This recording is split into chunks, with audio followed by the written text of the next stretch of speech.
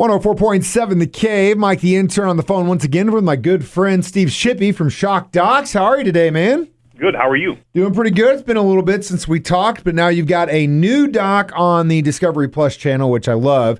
And this one kind of tells the true and sometimes unknown story of the Scream film series. A lot of people probably don't know this, but the original Scream was actually kind of inspired, if not influenced by the Gainesville Ripper, also known as Danny Rolling. And I think got a chance to watch this thing recently on Discovery Plus. I think you did a really good job kind of telling me a story I didn't have any idea about. Oh, thank you. Yeah, it's a lot of people were unaware that that there was a true story, a backstory to Scream, one of the largest horror films and franchises in the world, and really what that parallel is of course it's the Gainesville Ripper, Danny Rolling, and how that parallel connects is after Danny had committed a series of homicides in his hometown of Shreveport, he fled. He was hiding in the outskirts of the woods of Gainesville, Florida, which of course is a huge university town, and he was targeting college women.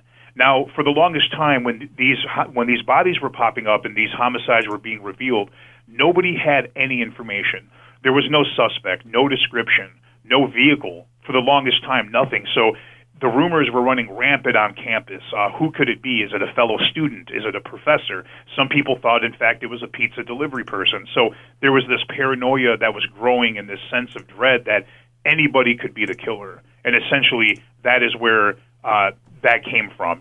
Obviously, some producer was watching the story and decided to develop that into a horror film. And again, it's such a crazy feeling. I mean, time and time again, these things happen. You've got loss of life, and no one knows, and it's just like a whodunit. And really, that's where the whole idea of Scream started. But in your documentary, I thought it was pretty cool that you brought in a psychic medium to kind of try and figure out that for a long time, Rowling had made the claim that possibly a demon made him do it. You've heard this before, but I'll let you talk about this psychic you brought in for this thing.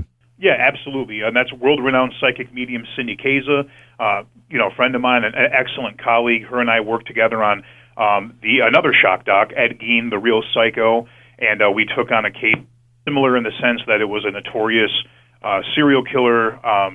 We took on that case, and I believe as a result of investigating that case, when this particular investigation came up, I believe that everybody thought we would be the perfect pair to go in once again into something like this.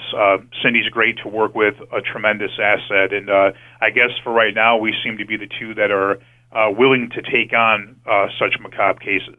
And it is definitely macabre. I think you also did a good job, because sometimes when you watch documentaries, you kind of wish you could get like a little bit more of the inside story, and I think you did a really good job, not only bringing Cindy and some of the experts, but really getting in with some of Danny's family. You know what I mean? His ex-fiance is one of them. I thought that was pretty interesting to hear their side of it too. Absolutely. And and that's one thing that I truly love about Discovery Plus's Shock Doc series is it allows us to go so much more in depth, because it's essentially double the length of what would be a standard episode. So because it's documentary format, it allows us more time to dig much, much deeper.